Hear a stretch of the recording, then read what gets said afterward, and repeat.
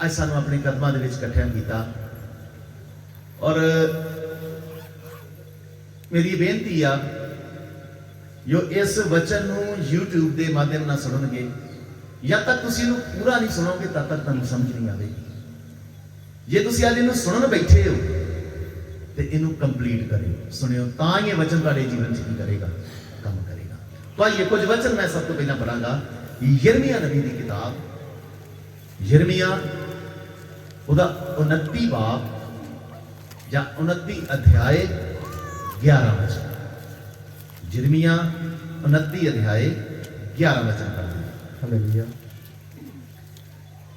मैं तां अपनियां सोचां नूं ਜਿਹੜੀਆਂ ਤੁਹਾਡੇ ਵਿਖੇ ਸੋਚਦਾ ਹਾਂ। प्रभु कहता मैं अपनियां सोचां नूं जो ਤੁਹਾਡੇ ਵਿਖੇ ने की करदा हां, ਸੋਚਦਾ ਹਾਂ। प्रभु ने भी साडे लई कुछ सोचां सोचियां ने, ਜਾਂ ਕਹਿਣ ਦਾ ਮਤਲਬ प्रभु भी साडे वास्ते कुछ योजना बना के बैठे हुए ने। कहता मैं हमेशा उन्हां सोचां नूं ਜਾਂ उन्हां योजनावां नूं की करदा हां, सोचदा हां। हाँ, मैं तां अपनियां सोचां नूं ਜਿਹੜੀਆਂ ਤੁਹਾਡੇ ਵਿਖੇ ਸੋਚਦਾ ਹਾਂ ਜਾਣਦਾ ਹਾਂ। कहता मैं की करदा हां, उन्हां नूं जाणदा हां। ਯਹੋਵਾ ਦਾ ਵਾਕ ਹੈ। कहता यहोवा कहता है। ਤੁਸੀਂ ਇਹ ਨਾ ਸੋਚਿਓ ਕਿ ਪਰਮੇਸ਼ਰ ਦੀ ਜੋ ਸਾਡੇ ਲਈ ਯੋਜਨਾ ਆ, ਪਰਮੇਸ਼ਰ ਉਹਦੇ ਤੋਂ ਧਿਆਨ ਹਟਾ ਚੁੱਕਾ ਆ। ਉਹ ਕਹਿੰਦਾ ਮੈਨੂੰ ਯਾਦ ਆ, ਮੈਂ ਜਾਣਦਾ ਹਾਂ ਮੇਰੀ ਤੁਹਾਡੇ ਜੀਵਨ ਦੇ ਲਈ ਇੱਕ ਕੀ ਆ, ਯੋਜਨਾ ਆ। ਹਾਂ, ਸ਼ਾਂਤੀ ਦੀਆਂ ਸੋਚਾਂ। ਉਹ ਯੋਜਨਾ ਫਿਰ ਕੀ ਲੈ ਕੇ ਆਵੇਗੀ? ਜਦੋਂ ਮੇਰੀ ਯੋਜਨਾ ਤੁਹਾਡੇ ਜੀਵਨ 'ਚ ਕਹਿੰਦਾ ਪੂਰੀ ਹੋਏਗੀ, ਤੁਹਾਡੇ ਜੀਵਨ 'ਚ ਸ਼ਾਂਤੀ ਲੈ ਕੇ ਆਵੇਗੀ। ਕੀ ਲੈ ਕੇ ਆਵੇਗੀ? ਸ਼ਾਂਤੀ ਦੀਆਂ ਸੋਚਾਂ ਨੇ। ਹਾਂ, ਬੁਰੀਾਈ ਦੀਆਂ ਨਹੀਂ। ਉਹ ਬੁਰਾਈ ਨਹੀਂ ਹੋਣ ਦੇਵੇਗੀ। ਪ੍ਰਭੂ ਕਹਿੰਦਾ ਮੇਰਾ ਪਲਾਨ, ਮੇਰੀਆਂ ਯੋਜਨਾਵਾਂ ਤੁਹਾਡੇ ਜੀਵਨ 'ਚ ਕਦੇ ਵੀ ਬੁਰਾ ਨਹੀਂ ਹੋਣ ਦੇਣਗੀਆਂ। ਉਹ ਜੀਵਨ 'ਚ ਕੀ ਲੈ ਕੇ ਆਉਣਗੀਆਂ? ਸ਼ਾਂਤੀ ਲੈ ਕੇ ਆਉਣਗੀਆਂ। ਹਾਂ, ਭਈ ਮੈਂ ਤੁਹਾਨੂੰ ਛੇਕੜ ਨੂੰ ਆਸ ਦਵਾਵਾਂ। ਪਰ ਉਹ ਸਭ ਐਂਡ ਦੇ ਵਿੱਚ ਜਿੱਥੇ ਜੋ ਸਮਾਂ ਮੈਂ ਰੱਖਿਆ ਆ, ਛੇਕੜਲਾ ਸਮਾਂ, ਅਖੀਰ ਦੇ ਵਿੱਚ ਇਹ ਸਭ ਮੈਂ ਪੂਰਾ ਕਰਾਂਗਾ। ਇਸ ਆਇਤ ਨੂੰ ਸਮਝਣਾ। ਪ੍ਰਭੂ ਕਹਿੰਦਾ ਮੇਰੀਆਂ ਤੁਹਾਡੇ ਲਈ ਕੀ ਨੇ ਕੁਝ ਯੋਜਨਾਵਾਂ ਨੇ, ਔਰ ਉਹ ਯੋਜਨਾਵਾਂ ਚੰਗੀਆਂ ਨੇ, ਉਹ ਸ਼ਾਂਤੀ ਦੀਆਂ ਨੇ, ਉਹ ਬੁਰਾਈ ਦੀਆਂ ਨਹੀਂ ਆ। ਉਹ ਯੋਜਨਾਵਾਂ ਆਉਣਗੀਆਂ, ਸਾਡੇ ਜੀਵਨ 'ਚ ਸ਼ਾਂਤੀ ਆਵੇਗੀ। ਪਰ ਕਹਿੰਦਾ ਆਖਰ 'ਚ ਮੈਂ ਸਭ ਕੁਝ ਕੀ ਕਰਾਂਗਾ? ਇਹਦੇ ਕਹਿਣ ਦਾ ਮਤਲਬ ਮੇਰੀ ਯੋਜਨਾ ਦੇ ਪੂਰੇ ਹੋਣ ਤੱਕ ਤੂੰ ਬਸ ਇੰਤਜ਼ਾਰ ਕਰਨਾ ਆ। ਕੀ ਕਰਨਾ? ਕਦੇ ਕਾਲਾ ਨਹੀਂ ਪੈਣਾ। ਮੇਰੀ ਯੋਜਨਾ ਲੰਬੀ ਹੋ ਸਕਦੀ ਆ, ਮੇਰਾ ਵਾਦਾ ਲੰਬਾ ਹੋ ਸਕਦਾ ਆ, ਪਰ ਜਿੱਦਣ ਪੂਰਾ ਹੋਇਆ ਉਦੋਂ ਤੇਰੇ ਜੀਵਨ 'ਚ ਸ਼ਾਂਤੀ ਆਵੇਗੀ। ਕਾਲਾ ਪੈ ਕੇ ਆਪਣੇ ਤਰੀਕੇ ਦੇ ਨਾਲ ਜਾਂ ਆਪਣੀ ਯੋਜਨਾ, ਮੇਰੀ ਯੋਜਨਾ ਦੇ ਬਦਲੇ ਆਪਣੀ ਯੋਜਨਾ ਨੂੰ ਪੂਰਾ ਕਰਨ ਦੀ ਕੋਸ਼ਿਸ਼ ਨਾ ਕਰੀ। ਜੇ ਤੂੰ ਆਪਣੀ ਯੋਜਨਾ ਵਿੱਚ ਲੈ ਕੇ ਆਇਆ, ਤੇਰਾ ਜੀਵਨ ਬਰਬਾਦ ਹੋ ਜਾਵੇਗਾ। ਕੀ ਕਹਿੰਦਾ? ਮੇਰੀਆਂ ਯੋਜਨਾਵਾਂ ਕੀ ਨੇ? ਤੁਹਾਡੇ ਆਤਮਿਕ ਜੀਵਨ ਦੇ ਲਈ ਵੀ ਔਰ ਤੁਹਾਡੇ ਸਰੀਰਕ ਜੀਵਨ ਦੇ ਲਈ ਵੀ ਸ਼ਾਂਤੀ ਦੀਆਂ ਯੋਜਨਾਵਾਂ ਨੇ। ਇੱਕ ਵਚਨ ਪੜ੍ਹੀਏ, दूसरा तिमोथियस 2 अध्याय 3 और 4 वचन। दूसरा तिमोथियस 2 अध्याय 3 और 4।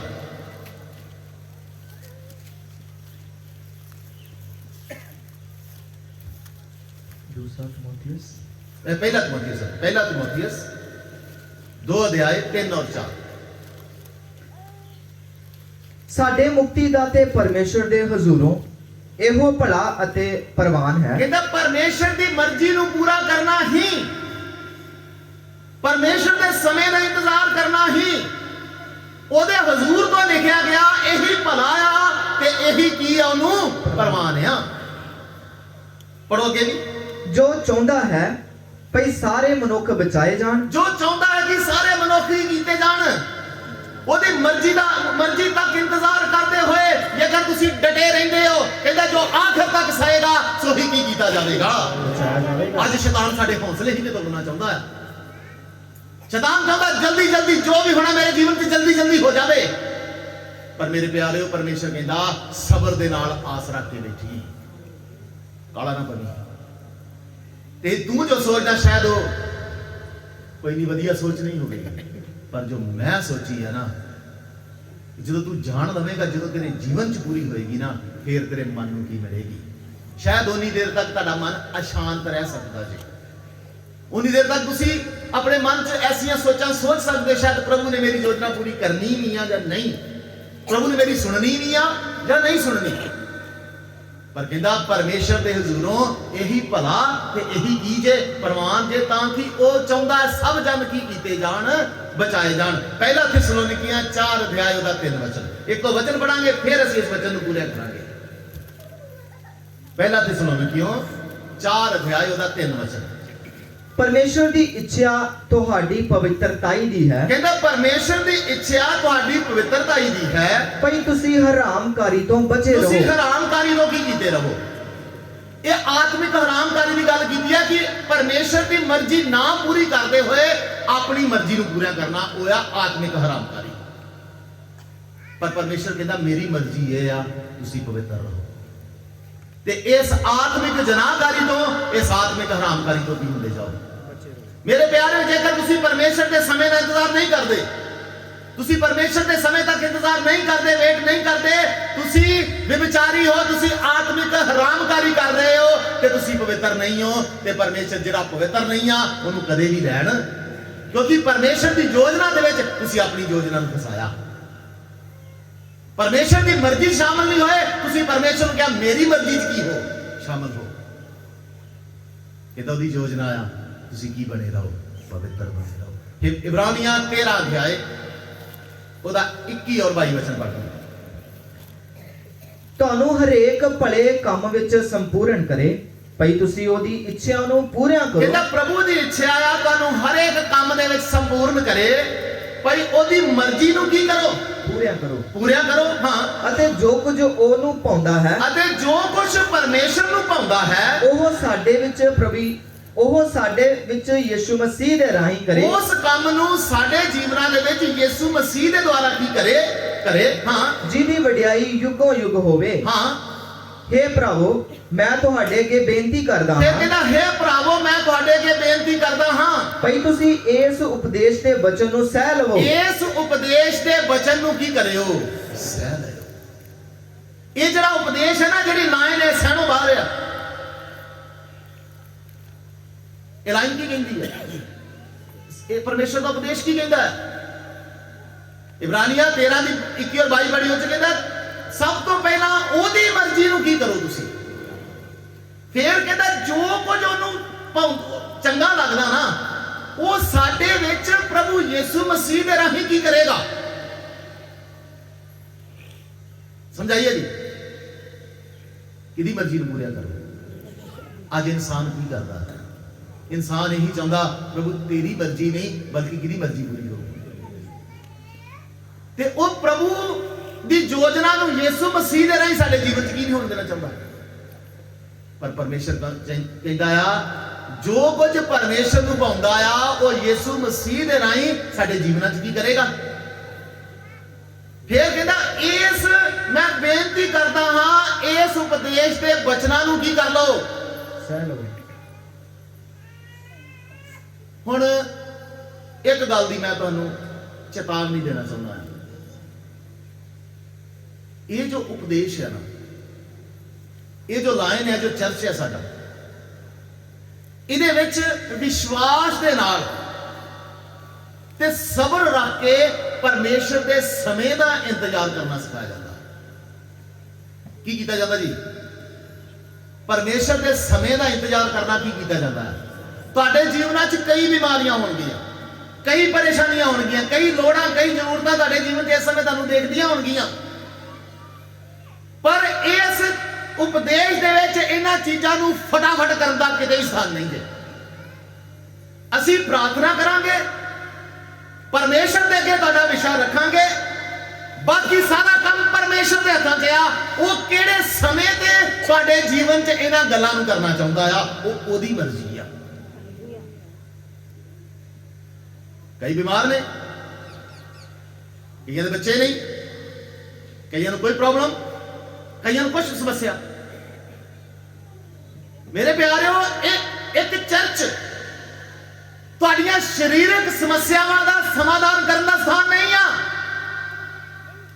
ਇੱਕ ਚਰਚ ਦੇ ਵਿੱਚ ਤੁਹਾਡੀਆਂ ਆਤਮਿਕ ਜਾਨਾਂ ਨੂੰ, ਤੁਹਾਡੀਆਂ ਆਤਮਿਕ ਲਾਈਫਾਂ ਨੂੰ ਬਚਾਉਣ ਦਾ ਸਮਾਧਾਨ ਕੀਤਾ ਜਾਂਦਾ ਆ। ਜੇਕਰ ਇੱਕ ਚਰਚ ਸਿਰਫ ਤੁਹਾਡੇ ਸਰੀਰ ਦੇ ਬਾਰੇ ਹੀ ਸੋਚਦਾ ਆ, ਤੁਹਾਡੀ ਸਰੀਰਕ ਆਸ਼ੀਸ਼ ਦੇ ਬਾਰੇ ਸੋਚਦਾ ਆ, ਤੁਹਾਡੀ ਸਰੀਰਕ ਤੰਦਰੁਸਤੀ ਦੇ ਬਾਰੇ ਸੋਚਦਾ, ਤੁਹਾਡੇ ਸੰਸਾਰਿਕ ਪਰਿਵਾਰ ਦੇ ਬਾਰੇ ਸੋਚਦਾ, ਉਹ ਚਰਚ ਨਹੀਂ ਆ, ਉਹ ਚਰਚ ਨਹੀਂ ਆ, ਉਹ ਚਰਚ ਨਹੀਂ ਆ। ਚਰਚ ਹੋਇਆ ਜਿੱਥੇ ਤੁਹਾਡੀ ਆਤਮਾ ਦੀ ਪਰਮੇਸ਼ਰ ਦੀ ਆਤਮਾ ਦੇ ਨਾਲ ਕੀ ਹੁੰਦੀ ਆ। ਚਰਚ ਹੋਇਆ ਜਿੱਥੇ ਇਹ ਲੋਕ ਕਹਿੰਦੇ ਨੇ ਪ੍ਰਭੂ ਮੇਰੀ ਮਰਜ਼ੀ ਨਹੀਂ ਬਲਕਿ ਤੇਰੀ ਮਰਜ਼ੀ ਕੀ ਹੋਵੇ।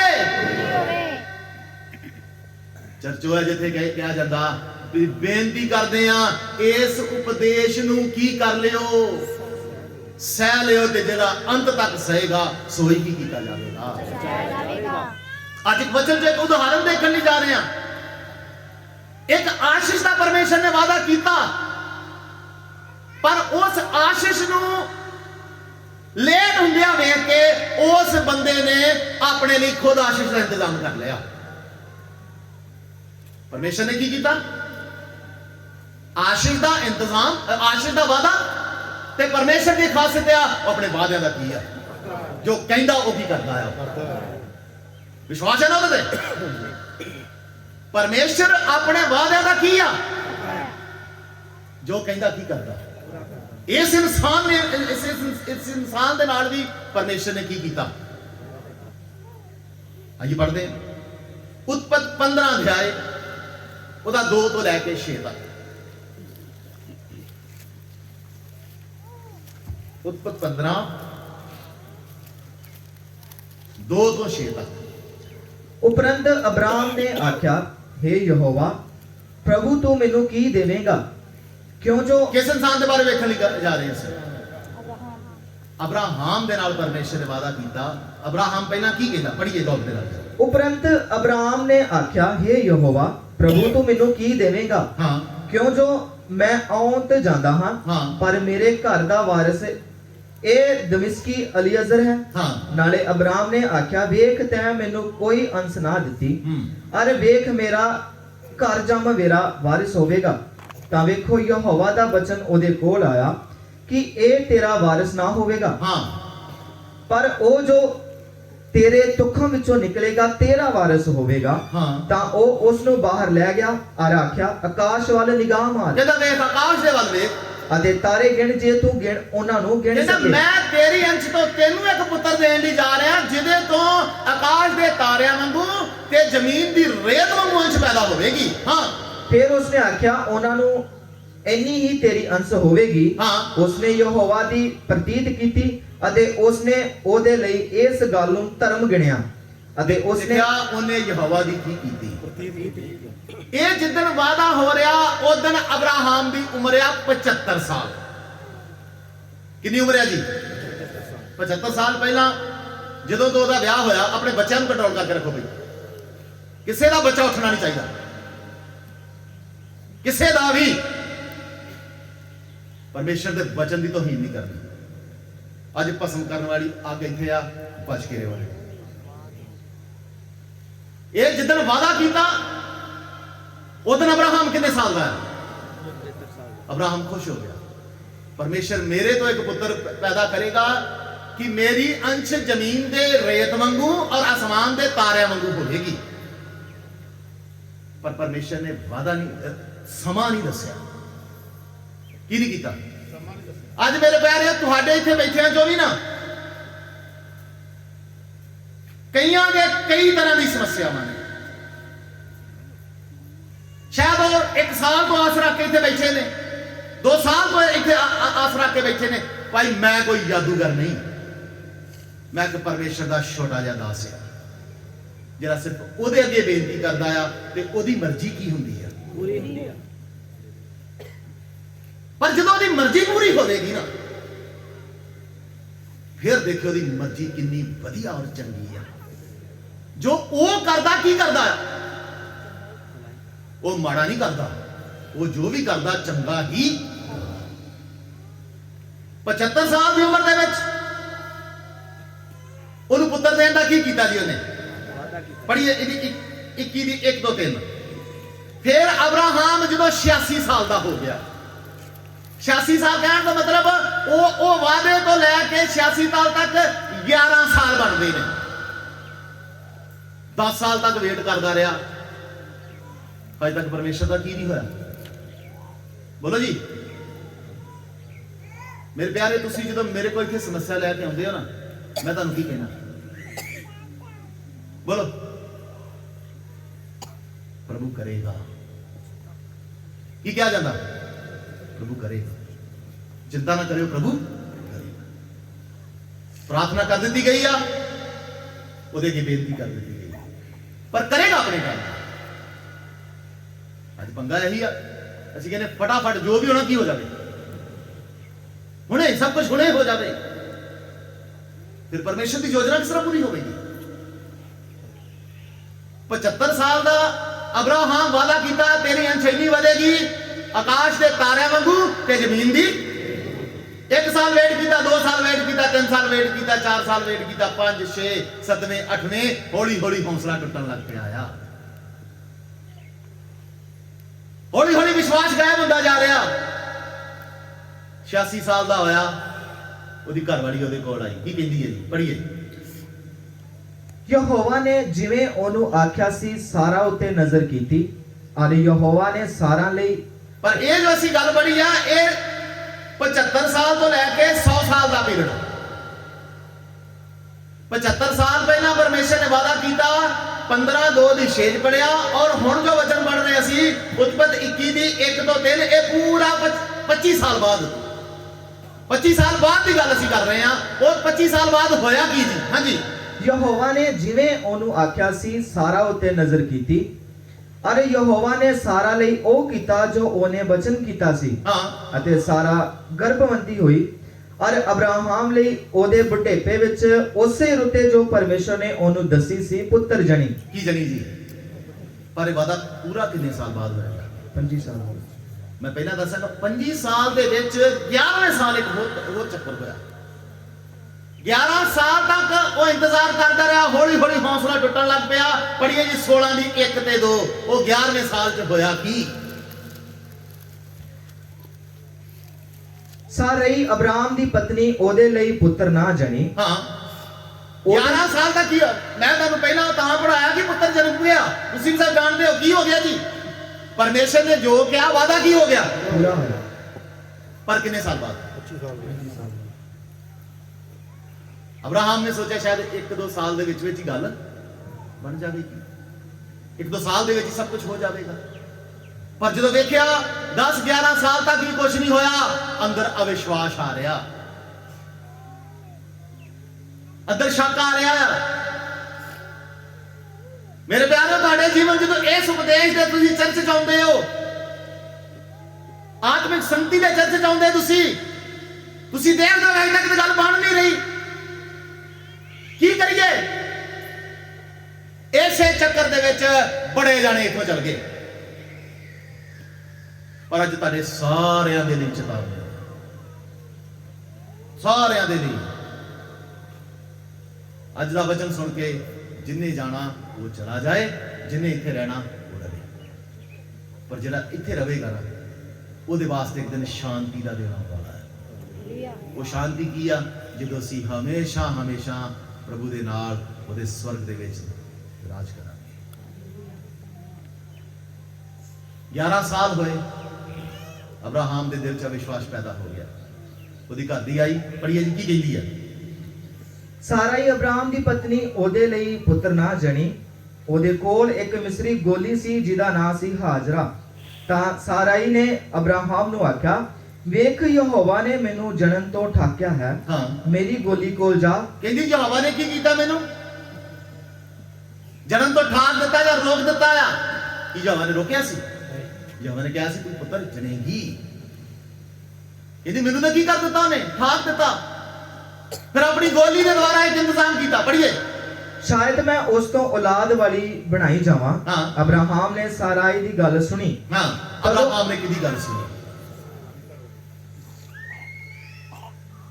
ਪਰ 11 ਸਾਲ ਪਹਿਲਾਂ 10 ਸਾਲ ਪਹਿਲਾਂ ਪਰਮੇਸ਼ਰ ਨੇ ਵੀ ਉਹਦੇ ਨਾਲ ਕੀ ਕੀਤੀ ਸੀ? ਗੱਲ ਕੀਤੀ ਸੀ।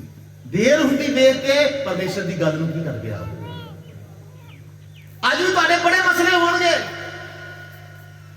ਦੇਰ ਹੁੰਦੀ ਵੇਖ ਕੇ ਤੁਹਾਡੇ ਵੀ ਕਈ ਰਿਸ਼ਤੇਦਾਰ ਤੁਹਾਨੂੰ ਕਹਿਣਗੇ ਇੱਧਰ ਚਲੀਏ ਉੱਧਰ ਚਲੀਏ। ਜਲੰਧਰ ਦੇ ਵਿੱਚ ਚਮਤਕਾਰ ਵਾਲੇ ਚਰਚ ਬੈਠੇ ਨੇ ਜਿਹੜੇ 1 ਮਿੰਟ ਦੇ ਵਿੱਚ ਹੀ ਸਭ ਕੁਝ ਦੇ ਦਿੰਦੇ ਨੇ। ਮੇਰੇ ਪਿਆਰੇ ਤੁਹਾਨੂੰ ਮਿਲ ਵੀ ਜਾਵੇਗਾ, ਤੁਸੀਂ ਜਾਓ 1 ਮਿੰਟ ਸ਼ੈਤਾਨ ਤੁਹਾਡੇ ਲਈ ਇੰਤਜ਼ਾਮ ਕਰੇਗਾ, ਕਿਉਂਕਿ ਤੁਹਾਨੂੰ ਉਪਦੇਸ਼ ਤੋਂ ਨਹੀਂ ਕਰਾਉਣਾ ਆ। ਤੁਸੀਂ ਇੱਕ ਸੰਸਾਰਿਕ ਸੋਚ ਵੇਖੋ, ਜਦੋਂ ਕਿਤੇ ਤੁਸੀਂ ਕਿਸੇ ਨੂੰ ਕਿਸੇ ਘਰ ਤੋਂ ਜਾਂ ਕਿਸੇ ਦੀ ਸੰਗਤੀ ਤੋਂ ਜਾਂ ਕਿਸੇ ਵੀ ਗੱਲ ਤੋਂ ਹਟਾਉਣਾ ਆ, ਤੁਸੀਂ ਉਹਦੇ ਲਾਲਚ ਨੂੰ ਪੂਰਾ ਕਰੋਗੇ ਕਿ ਨਹੀਂ ਕਰੋਗੇ? ਬੋਲੋ, ਤੁਸੀਂ ਕੁਛ ਦਓਗੇ ਨਾ? ਵੀ ਆ ਜਾ। ਇਸੇ ਤਰ੍ਹਾਂ ਤੁਹਾਡੇ ਜਿੰਨੇ ਵੀ ਮਸਲੇ ਨੇ, ਪਰਮੇਸ਼ਰ ਨੇ ਅਬਰਾਹਮ ਵਾਂਗੂ ਤੁਹਾਡੇ ਲਈ ਇੱਕ ਟਾਈਮ ਰੱਖਿਆ ਆ। ਮੰਨ ਲਓ ਇੱਥੋਂ ਲੈ ਕੇ ਇੱਥੋਂ ਤੱਕ 25 ਸਾਲ ਦਾ ਟਾਈਮ ਆ, ਪਰ ਜੇਕਰ ਤੁਸੀਂ ਵਿੱਚ ਆਪਣੇ ਲਈ ਕੋਈ ਇੰਤਜ਼ਾਮ ਕਰਨੇ ਸ਼ੁਰੂ ਕਰ ਦਿੰਦੇ ਹੋ ਤੇ ਫਿਰ ਕੰਮ ਖਰਾਬ ਆ।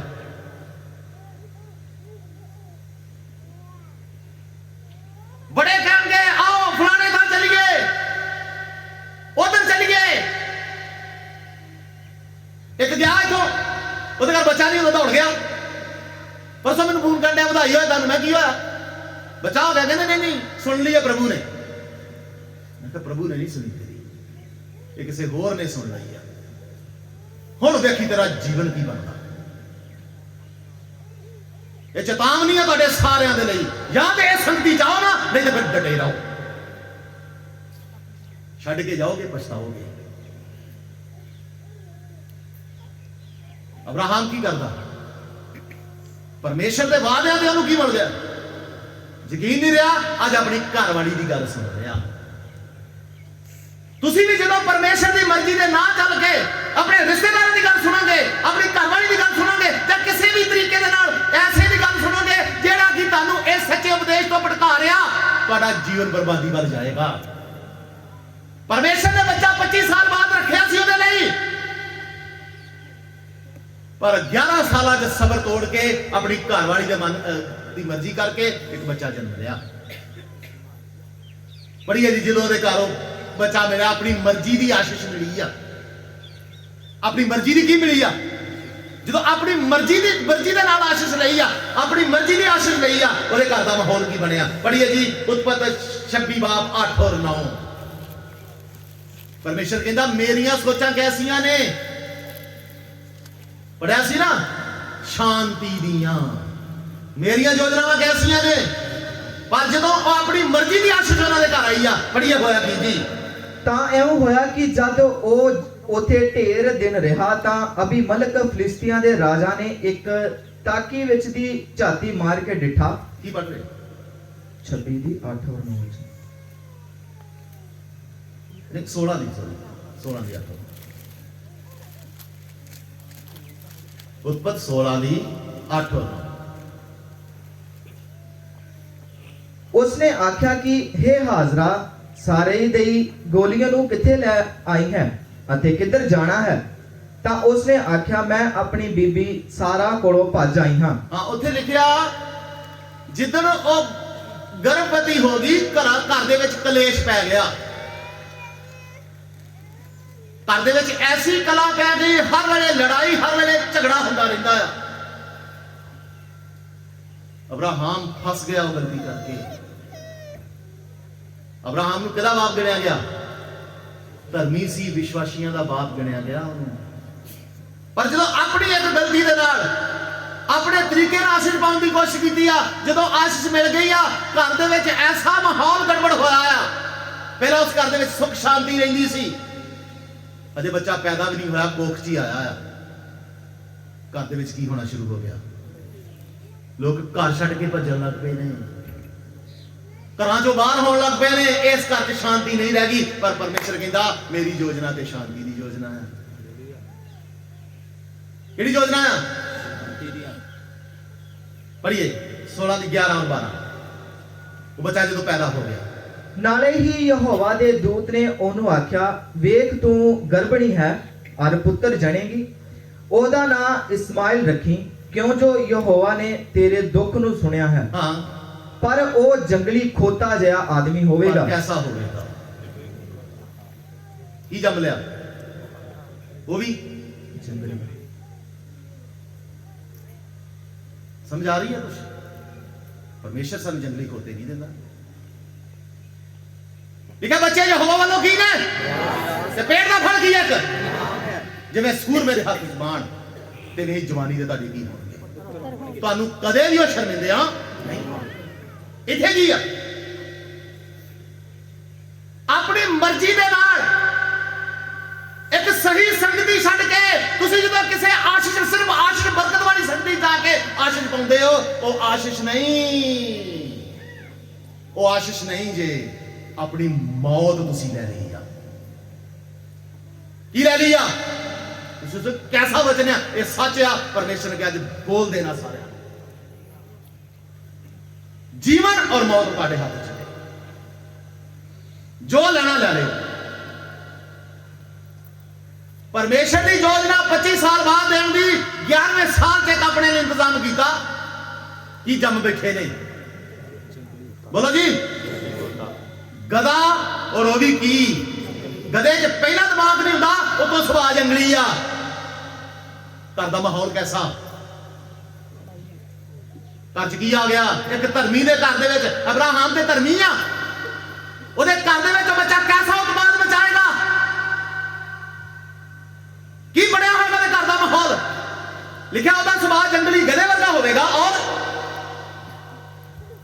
ਉਹਦਾ ਹੱਥ ਹਰ ਇੱਕ ਉਹਦੇ ਵਿਰੁੱਧ ਔਰ ਚੰਗੀ ਤਰ੍ਹਾਂ ਪੜੋ। ਉਹਦਾ ਹੱਥ ਹਰ ਇੱਕ ਦੇ ਵਿਰੁੱਧ, ਉਹਦਾ ਹੱਥ ਹਰ ਇੱਕ ਦੇ ਵਿਰੁੱਧ ਉੱਠੇਗਾ। ਹਰ ਇੱਕ ਦਾ ਹੱਥ ਉਸ ਦੇ ਵਿਰੁੱਧ ਹੋਵੇਗਾ। ਉਹ ਲੋਕਾਂ ਨੂੰ ਮਾਰੇਗਾ ਤੇ ਲੋਕ ਉਹਨੂੰ ਕੀ ਕਰਨਗੇ? ਜੁੱਤੀਆਂ ਮਾਰਨਗੇ। ਸਮਝ ਆ ਰਹੀ ਆ? ਕਹਿੰਦਾ ਉਹ ਹਰ ਇੱਕ ਦੇ ਖਿਲਾਫ ਹੋਏਗਾ। ਹਰ ਇੱਕ ਕੀ ਹੋਵੇਗਾ? ਉਸ ਦੇ ਖਿਲਾਫ ਹੋਵੇਗਾ। ਲੈ ਲਓ ਐਸੀਆਂ ਆਸ਼ਾ, ਲੈ ਲਓ ਜਾ ਕੇ, ਜਿੱਥੇ ਮਿਲਦੀਆਂ ਲੈ ਲਓ। ਜਿੱਦਣ ਉਹ ਆਸ਼ੀਸ਼ ਤੁਹਾਡੇ ਘਰ ਆ ਗਈ, ਤੁਹਾਡਾ ਜੀਣਾ ਹਰਾਮ ਹੋ ਜਾਏਗਾ। ਤੁਸੀਂ ਕਹੋਗੇ ਪ੍ਰਭੂ ਅਸੀਂ ਬੜੀ ਵੱਡੀ ਗਲਤੀ ਕਰਦੀ। ਫਿਰ ਕੁਝ ਨਹੀਂ ਜੇ ਹੋਣ ਵਾਲਾ, ਕਿਉਂਕਿ ਤੁਸੀਂ ਆਪ ਫਸੇ ਹੋ। ਤੁਸੀਂ ਕਹੋਗੇ ਬੱਚਾ ਹੀ ਆ। ਪਰਮੇਸ਼ਰ ਕਹਿੰਦਾ ਕੈਸਾ ਬੱਚਾ ਆਏਗਾ? ਹੁਣ ਜੰਗਲੀ ਹੋਵੇਗਾ, ਗਧੇ ਦੇ ਸਮਾਨ ਹੋਵੇਗਾ, ਅਕਲ ਨਹੀਂ ਹੋਵੇਗੀ, ਹਰ ਇੱਕ ਦੇ ਵਿਰੁੱਧ ਉੱਠੇਗਾ ਤੇ ਫਿਰ ਹਰੇਕ ਕੋਲੋਂ ਕੀ ਖਾਵੇਗਾ? ਪੜੋ। ਉਹਦਾ ਹੱਥ ਹਰ ਇੱਕ ਦੇ ਵਿਰੁੱਧ ਅਤੇ ਹਰ ਇੱਕ ਦਾ ਹੱਥ ਉਹਦੇ ਵਿਰੁੱਧ ਹੋਵੇਗਾ ਅਤੇ ਉਹ ਆਪਣੇ ਸਾਰੇ ਭਰਾਵਾਂ ਦੇ ਸਾਹਮਣੇ ਵਸੇਗਾ। ਬਸ ਦੇਖਾ ਵਧੇਗਾ, ਚੱਲੇਗਾ, ਪਰ ਇਹ ਸਾਰਿਆਂ ਦੇ ਸਾਹਮਣੇ ਇਹੀ ਨਾਟਕ ਹੁੰਦੇ ਰਹਿਣਗੇ। ਹੁਣ ਤੁਸੀਂ ਵੇਖੋ ਉਸ ਅਬਰਾਹਾਮ ਦੇ ਘਰ ਦੇ ਵਿੱਚ ਕਿਹੜੀ ਸ਼ੈ ਜੰਮ ਪਈ ਆ। ਅਬਰਾਹਾਮ ਖੁਸ਼ ਹੋਵੇਗਾ ਜਾਂ ਦੁਖੀ? ਤੁਸੀਂ ਬੋਲੋ। ਸ਼ੁਰੂਆਤ 'ਚ ਬੜਾ ਖੁਸ਼ ਹੈ, ਆਸ਼ੀਸ਼ ਮਿਲ ਗਈ। ਸਿਰਫ ਬੱਚੇ ਦੀ ਆਸ਼ੀਸ਼ ਨਹੀਂ ਨਾ, ਬੜੀਆਂ ਆਸ਼ਾਂ ਹੋਰ ਵੀ। ਜੇਕਰ ਤੁਹਾਡੇ ਕਾਰੋਬਾਰ, ਤੁਹਾਡਾ ਹੋਰ ਕੋਈ ਸਮੱਸਿਆ ਜਾਂ ਤੰਦਰੁਸਤੀ ਦੀ ਆਸ਼ੀਸ਼ ਹੈ, ਕਿਸੇ ਤਰ੍ਹਾਂ ਦੀ ਵੀ ਆਸ਼ੀਸ਼ ਹੈ, ਜੇ ਪਰਮੇਸ਼ਰ ਦੇ ਸਮੇਂ ਤੋਂ ਪਹਿਲਾਂ ਤੁਹਾਨੂੰ ਮਿਲਦੀ ਆ, ਇਹ ਤੁਹਾਡੇ ਗੱਲ ਲਈ ਫਾਹ ਬਣੇਗੀ। ਇਸ ਕਰਕੇ ਪਰਮੇਸ਼ਰ ਕਹਿੰਦਾ ਉਹਦੇ ਸਮੇਂ ਦੀ ਉਡੀਕ ਕਰ। ਦਾਊਦ ਕਹਿੰਦਾ ਹਾਂ ਮੈਂ ਪਰਮੇਸ਼ਰ ਨੂੰ ਉਡੀਕਾਂਗਾ, ਹਾਂ ਮੈਂ ਪਰਮੇਸ਼ਰ ਨੂੰ ਹੀ ਉਡੀਕਾਂਗਾ, ਮੈਂ ਉਹਦੇ ਸਮੇਂ ਨੂੰ ਉਡੀਕਾਂਗਾ। ਉਹ ਆਪਣੇ ਸਮੇਂ ਦੇ ਮੇਰੇ ਜੀਵਨ 'ਚ ਕੰਮ ਕਰੇਗਾ, ਮੈਂ ਆਪਣੀ ਮਰਜ਼ੀ ਨਹੀਂ ਕਰਾਂਗਾ। ਜੇ ਆਪਣੀ ਮਰਜ਼ੀ ਕੀਤੀ, ਇਸ ਅਬਰਾਹਾਮ ਵਾਂਗੂ ਫਸ ਜਾਵਾਂਗਾ। ਇਸ ਤੋਂ ਬਾਅਦ ਉਹਦੇ ਘਰ ਦਾ ਐਸਾ ਮਾਹੌਲ ਬਣਿਆ, ਹਰ ਰੋਜ਼ ਕਲਾ, ਹਰ ਰੋਜ਼ ਕਲੇਸ਼ ਰਹਿੰਦਾ, ਜਦ ਤੱਕ ਅਬਰਾਹਾਮ ਨਹੀਂ ਜੰਮਿਆ। ਸੌਰੀ, ਇਸਹਾਕ ਨਹੀਂ ਜੰਮਿਆ। ਤੁਸੀਂ ਐਸਾ ਜੀਵਨ ਜੀਣਾ ਚਾਹੋਗੇ? ਦੁਆ ਹੁੰਦੀ ਹੋਏਗੀ ਫਿਰ ਉਹਦੇ ਕੋਲ। ਅਬਰਾਹਾਮ ਪ੍ਰਾਰਥਨਾ ਕਰਨ ਲੱਗੇ, ਲਾਗੇ ਘਰ 'ਚ ਕੌਣ ਰਹਿੰਦਾ? ਇੱਕ ਜੰਗਲੀ ਖੋਤਾ ਰਹਿੰਦਾ ਹੈ। ਕਦੀ ਕੁਛ ਸਮਾਨ ਤੋੜਦਾ ਹੋਵੇ, ਕਦੀ ਕੁਛ ਕਰਦਾ ਹੋਵੇ, ਕੋਈ ਪੰਗੇ ਲੈਂਦਾ ਹੋਵੇਗਾ। ਸਾਰਾ ਦਿਨ ਉਸ ਜੰਗਲੀ ਗਧੇ ਨੂੰ ਬੰਨਣ 'ਚ ਹੀ ਲੱਗੇ ਰਹਿੰਦੇ ਨੇ। ਇਸ ਤਰ੍ਹਾਂ ਮੇਰੇ ਪਿਆਰਿਓ, ਪਰਮੇਸ਼ਰ ਦੀ ਮਰਜ਼ੀ ਤੋਂ ਬਿਨਾਂ ਜੋ ਆਸ਼ੀਸ਼ ਤੁਸੀਂ ਪਾਈ ਹੈ ਨਾ, ਸਾਰਾ ਦਿਨ ਉਹਨੂੰ ਸੰਭਾਲਦੇ ਰਹੋਗੇ, ਸਾਰੀ ਉਮਰ ਉਹਦੇ ਹੀ ਆਲੇ ਦੁਆਲੇ ਘੁੰਮਦੇ ਰਹੋਗੇ। ਪਰਮੇਸ਼ਰ ਦੇ ਸਮੇਂ ਦਾ ਕੀ ਕਰਨਾ ਸਿੱਖੋ। ਉਹਦਾ ਵਿਆਹ ਪੜ੍ਹਦੇ ਆ ਜੀ, ਉਤਪਤ 21 ਦੀ 21, ਉਤਪਤ 21 ਬਾਪ। ਉਹ ਪਾਰਾਨ ਦੀ ਉਜਾੜ ਵਿੱਚ ਰਹਿੰਦਾ ਸੀ ਹਾਂ, ਅਤੇ ਉਸ ਦੀ ਮਾਤਾ ਮਿਸਰ ਦੇਸ਼ ਵਿੱਚੋਂ ਇੱਕ ਤੀਵੀਂ ਉਹਦੇ ਲਈ ਲੈ ਆਈ। ਉਹਦਾ ਵਿਆਹ ਕਿੱਥੇ ਹੋਇਆ? ਮਿਸਰ ਕਹਿਣ ਤੋਂ ਮਤਲਬ ਸ਼ੈਤਾਨ ਦੇ ਸਾਮਰਾਜ ਦੇ ਵਿੱਚ। ਮਿਸਰ ਸ਼ੈਤਾਨ ਦੇ ਸਾਮਰਾਜ ਨੂੰ ਵਿਖਾਉਂਦਾ ਹੈ, ਜਿੱਥੇ ਇਸਰਾਏਲੀਆਂ ਨੂੰ ਪਰਮੇਸ਼ਰ ਸ਼ੈਤਾਨ ਦੇ ਸਾਮਰਾਜ ਚੋਂ ਬਾਹਰ ਕੱਢ ਕੇ ਕੀ ਕੀਤਾ ਸੀ? ਅਬਰਾਹਾਮ ਦੇ ਘਰ ਜਨਮਿਆ ਬੱਚਾ ਕਿੱਧਰ ਵਿਆਹਿਆ ਜਾ ਰਿਹਾ? ਮੇਰੇ ਪਿਆਰਿਓ, ਐਸੀਆਂ ਆਸ਼ੀਸ਼ਾਂ ਤੁਹਾਨੂੰ ਗਲਤ ਦਿਸ਼ਾ ਵੱਲ ਲੈ ਜਾਣਗੀਆਂ, ਨਰਕ ਵੱਲ ਲੈ ਜਾਣਗੀਆਂ। ਬਾਅਦ ਪਤਾ ਨਾ ਕਿੰਨੇ ਔਖੇ ਤਰੀਕੇ ਦੇ ਨਾਲ ਮੂਸਾ ਔਰ ਉਹਦੇ ਸਮੇਂ ਦੇ ਵਿੱਚ ਪਰਮੇਸ਼ਰ ਇਸਰਾਏਲ ਨੂੰ ਕੀ ਕਰਕੇ ਰਿਹਾ ਸੀ। ਕਿਤੇ ਇਹ ਚੀਜ਼ਾਂ ਤੁਹਾਨੂੰ ਮਿਸਰ ਵੱਲ ਤੇ ਨਹੀਂ ਲੈ ਕੇ ਜਾ ਰਹੀਆਂ? ਰਿਸ਼ਤੇਦਾਰੀ ਕਿਹਦੇ ਨਾਲ ਜੋੜ ਲਈ ਆ? ਨਰਕ ਦੇ ਨਾਲ, ਸ਼ੈਤਾਨ ਦੇ ਨਾਲ। ਕੀ ਸ਼ੈਤਾਨ ਦੇ ਨਾਲ ਤੁਹਾਡਾ ਕੋਈ ਰਿਸ਼ਤਾ ਹੈ? ਮੇਰੇ ਪਿਆਰੇ, ਸਾਡਾ ਰਿਸ਼ਤਾ ਪ੍ਰਭੂ ਯੀਸ਼ੂ ਮਸੀਹ ਦੇ ਨਾਲ ਆ। ਸਾਡਾ ਰਿਸ਼ਤਾ ਪ੍ਰਭੂ ਦੇ ਨਾਲ ਆ, ਉਹ ਸਾਡਾ ਬਾਪ ਆ। ਸਾਡਾ ਰਿਸ਼ਤਾ ਸੰਸਾਰ ਦੇ ਸ਼ੈਤਾਨ ਦੇ ਨਾਲ ਨਹੀਂ ਆ। ਇੱਥੇ ਇੱਕ ਮੈਨੂੰ ਗੱਲ ਯਾਦ ਆਉਂਦੀ ਆ, ਇੱਕ ਪਾਸਟਰ ਦਾ ਵਿਆਹ, ਮੈਂ ਨਾਂ ਨਹੀਂ ਲੈਣਾ ਚਾਹੁੰਦਾ। ਇੱਕ ਪਾਸਟਰ ਦਾ ਵਿਆਹ, ਔਰ ਉਹਨੇ ਆਪਣੇ ਰਿਸ਼ਤੇਦਾਰਾਂ ਨੂੰ ਕਿਹਾ ਵੀ ਜਿੰਨੇ ਮੇਰੀ ਬਰਾਤ 'ਚ ਜਾਣਾ ਸਭਨਾਂ ਨੇ ਕੋਟ ਪੈਂਟ ਪਾਉਣੀ ਆ ਔਰ ਆਪਣੀ ਆਪਣੀ ਚਿੱਟੀ ਗੱਡੀ ਲੈ ਕੇ ਆਉਣੀ। ਕੀ ਕਰਕੇ ਆਉਣਾ ਜੀ? ਸ਼ਰਤ ਰੱਖੀ ਜਿੰਨੇ ਮੇਰੇ ਵਿਆਹ 'ਚ ਜਾਣਾ ਪੈਂਟ ਕੋਟ ਹੋਣਾ ਚਾਹੀਦਾ ਔਰ ਨਾਲ ਨਾਲ ਕਿਹੜੇ ਰੰਗ ਦੀਆਂ ਗੱਡੀਆਂ ਜਾਣਗੀਆਂ ਸਰ। ਚਲੋ ਮੈਂ ਉਹਦੇ ਰਿਸ਼ਤੇਦਾਰ ਪੁੱਛਿਆ ਵੀ ਹਾਂ ਵੀ ਦੱਸੋ ਕਿਸ ਤਰ੍ਹਾਂ ਦਾ ਵਿਆਹ ਹੋਇਆ, ਤੁਹਾਡੀ ਘਰ ਵਾਲੀ ਦੀ ਫੋਟੋ ਵਿਖਾਓ। ਹਾਂ, तो ਵਿਖਾਈ ਗਈ ਦੋਨਾਂ ਦੀ ਫੋਟੋ। ਮੈਂ ਕਿਹਾ ਤੇ ਮਿਸਰ 'ਚ ਵਿਆਹ ਗਿਆ।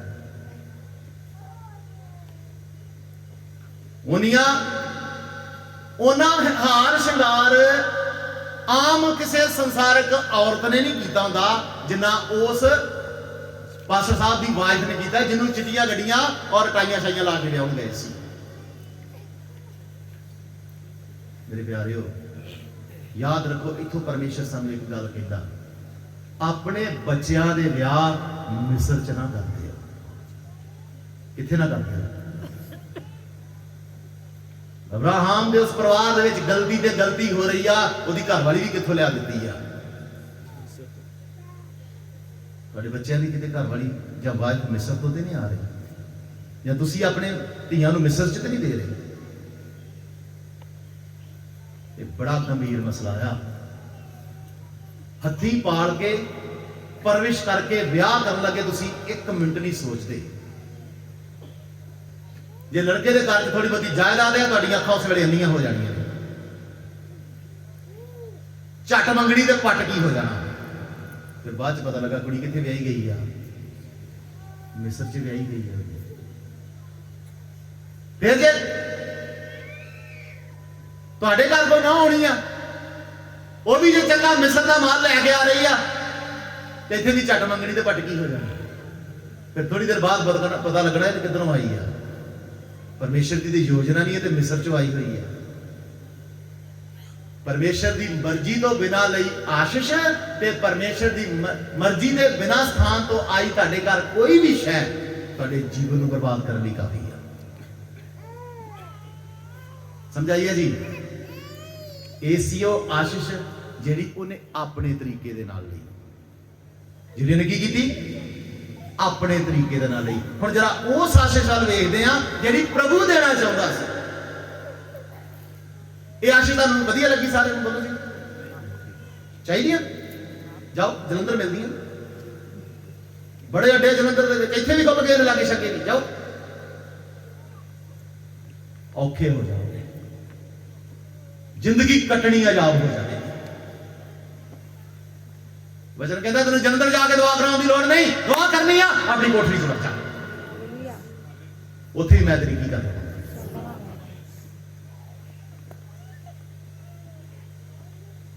ਪਰਮੇਸ਼ਰ ਦੀ ਮਰਜ਼ੀ ਨੂੰ ਪੂਰਾ ਕਰਨਾ ਸਿੱਖੋ, ਉਹਦਾ ਇੰਤਜ਼ਾਰ ਕਰੋ। ਪ੍ਰਭੂ ਦੇ ਸਮੇਂ ਦੇ ਜੋ ਹੋਵੇਗਾ ਉਹ ਚੰਗਾ ਹੀ ਹੋਵੇਗਾ। ਆਈਏ ਜੋ ਪਰਮੇਸ਼ਰ ਨੇ ਕਰਕੇ ਦੱਸਿਆ ਪੜ੍ਹਦੇ ਹਾਂ ਜੀ, ਉਤਪਤ 21 ਦੀ 2 ਔਰ 3। ਅਤੇ ਸਾਰਾ ਗਰਭਵਤੀ ਹੋਈ ਔਰ ਅਬਰਾਹਮ ਦੇ ਲਈ ਉਹਦੇ ਬੁਢੇਪੇ ਵਿੱਚ ਉਸੇ ਰੁੱਤੇ ਜੋ ਪਰਮੇਸ਼ਰ ਨੇ ਉਹਨੂੰ ਦੱਸੀ ਸੀ ਪੁੱਤਰ ਜਣੀ। ਉਹ ਕੀ ਜਣੀ ਜੀ? ਪਰਮੇਸ਼ਰ ਦੀ ਮਰਜ਼ੀ ਦੇ ਅਨੁਸਾਰ ਸਾਰਾ ਨੇ ਵੀ ਕੀ ਕੀਤਾ? ਇੱਕ ਪੁੱਤਰ ਨੂੰ ਜਨਮ ਦਿੱਤਾ। ਹਾਂ, ਅਤੇ ਅਬਰਾਹਮ ਨੇ ਆਪਣੇ ਪੁੱਤਰ ਦਾ ਨਾਮ ਜੋ ਉਹਦੇ ਲਈ ਜੰਮਿਆ ਸੀ ਅਰਥਾਤ ਜਿਹਨੂੰ ਸਾਰਾ ਨੇ ਉਹਦੇ ਲਈ ਜਣਿਆ ਸੀ ਇਸਹਾਕ ਰੱਖਿਆ। ਕੀ ਰੱਖਿਆ ਜੀ? ਬੱਚਾ ਆ ਗਿਆ। ਪਰਮੇਸ਼ਰ ਦੀ ਮਰਜ਼ੀ ਦੇ ਅਨੁਸਾਰ ਆਸ਼ੀਸ਼ ਆ ਗਈ। ਫਿਰ ਉਸ ਬੱਚੇ ਦਾ ਸੁਭਾਅ ਪੜ੍ਹਦੇ ਹਾਂ। ਆइए ਪੜ੍ਹਦੇ ਹਾਂ ਜੀ 22 ਅਧਿਆਏ ਦੀ 6 ਤੋਂ ਲੈ ਕੇ 9 ਤੱਕ ਪੜੋ। ਪਰਮੇਸ਼ਰ ਨੇ ਕਿਹਾ ਅਬਰਾਹਮ ਇਸ ਬੱਚੇ ਦੀ ਕੀ ਦੇ ਦੇ? ਬੱਚਾ ਕਾਫੀ ਜਵਾਨ ਹੋ ਚੁੱਕਾ ਉਸ ਸਮੇਂ ਤੱਕ। ਹਾਂਜੀ ਪੜ੍ਹੀਏ।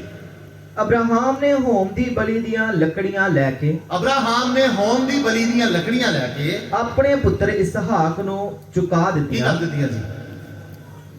ਹੁਣ ਇੱਕ ਪੂਰੇ ਇਨਸਾਨ ਨੂੰ ਸਾੜਨਾ ਹੈ ਤੇ ਲੱਕੜੀਆਂ ਕਿੰਨੀਆਂ ਹੁੰਦੀਆਂ ਨੇ? ਹੁਣ ਸਾਡੇ 'ਚ ਸੰਸਕਾਰ ਕਰਨ ਦੀ ਪ੍ਰਥਾ ਨਹੀਂ ਹੈ ਕਿਸੇ 'ਚ। ਸੈਕਟਰ ਸਾਹਿਬ ਕਿੰਨੀਆਂ ਲੱਕੜੀਆਂ ਨਾਲ ਸੰਸਕਾਰ ਹੁੰਦਾ ਹੈ ਪਤਾ ਕੁਛ? ਪੌਣੇ 9 ਮਣ ਤੇ ਕੁਇੰਟਲ ਦੇ ਹਿਸਾਬ ਨਾਲ ਕਿੰਨੀਆਂ ਹੋ ਗਈਆਂ? ਲਗਭਗ 3.5 ਕੁਇੰਟਲ ਦੇ ਜਾਂ 3 ਕੁਇੰਟਲ ਦੇ ਲਗਭਗ 2.5 ਤੋਂ ਉੱਪਰ ਹੀ ਹੈ ਜੀ। ਪਰ ਚਲੋ ਆਪਾਂ 2.5 ਨਹੀਂ ਮੰਨਦੇ। ਇਹ ਮੁੰਡਾ ਐਡਾ ਜਵਾਨ ਹੋ ਚੁੱਕਾ ਆ, ਐਡਾ ਵੱਡਾ ਹੋ ਚੁੱਕਾ ਆ ਕਿ ਆਪਣੀ ਬਲੀ ਦੇ ਲਈ ਹੀ ਲੱਕੜੀਆਂ ਕੀ ਚੁੱਕੀਆਂ ਨੇ? ਆਪਣੇ ਮੋਢੇ ਤੇ ਚੁੱਕੀਆਂ ਨੇ। ਇਹ ਪਰਮੇਸ਼ਰ ਦੀ ਆਸ਼ੀਸ਼, ਜਿਹੜੀ ਪਰਮੇਸ਼ਰ ਆਸ਼ੀਸ਼ ਦਿੰਦਾ ਹੈ, ਚੁੱਕੀਆਂ। ਔਰ ਕੀ ਕਰਦਾ ਜੀ? ਪੜ੍ਹੀਏ। ਅਤੇ ਆਪਣੇ ਹੱਥ ਵਿੱਚ ਅਗਨੀ ਅਰ ਛੁਰੀ ਫੜ ਲਈ ਹਾਂ। ਔਰ ਦੋਵੇਂ ਇਕੱਠੇ ਤੁਰੇ ਗਏ। ਦੋਵੇਂ ਇਕੱਠੇ ਤੁਰੇ ਗਏ। ਤਾਂ ਇਸਹਾਕ ਨੇ ਆਪਣੇ ਪਿਤਾ ਅਬਰਾਹਮ ਨੂੰ ਆਖਿਆ। ਇਸਹਾਕ ਆਪਣੇ ਪਿਓ ਨੂੰ ਪੁੱਛਦਾ ਆ। ਹਾਂ, ਪਿਤਾ ਜੀ। ਉਸ ਆਖਿਆ ਪੁੱਤਰ ਕੀ ਗੱਲ ਹੈ? ਹਾਂ। ਉਸ ਆਖਿਆ ਵੇਖ ਅਗਨੀ ਅਰ ਲੱਕੜੀਆਂ ਤਾਂ ਹਨ ਕਹਿੰਦਾ ਅੱਗ ਤੇ ਲੱਕੜ ਤੇ ਹੈਗੀ ਆ। ਹਾਂ। ਪਰ ਹੋਮ ਦੀ ਬਲੀ ਦੀ ਲੇਲਾ ਕਿੱਥੇ ਹੈ? ਹੋਮ ਦੀ ਬਲੀ ਦੀ ਤੇ ਕੁਝ ਹੈ ਹੀ ਨਹੀਂ। ਉਹਨੂੰ ਕੀ ਪਤਾ ਸੀ ਲੇਲਾ ਮੈਂ ਹੀ ਆ। ਹਾਂ। ਅਬਰਾਹਮ ਨੇ ਆਖਿਆ ਹੇ ਮੇਰੇ ਪੁੱਤਰ ਪਰਮੇਸ਼ਰ ਹੋਮ ਬਲੀ ਲਈ ਲੇਲਾ ਆਪ ਹੀ ਦੇਊਗਾ। ਹਾਂ। ਤਾਂ ਉਹ ਦੋਵੇਂ ਇਕੱਠੇ ਤੁਰੇ ਗਏ। ਹਾਂ। ਉਹ ਉਸ ਥਾਂ ਉੱਤੇ ਜਾ ਪੁੱਜੇ ਜਿਹੜੀ ਪਰਮੇਸ਼ਰ ਨੇ ਉਹਨੂੰ ਦੱਸੀ ਸੀ।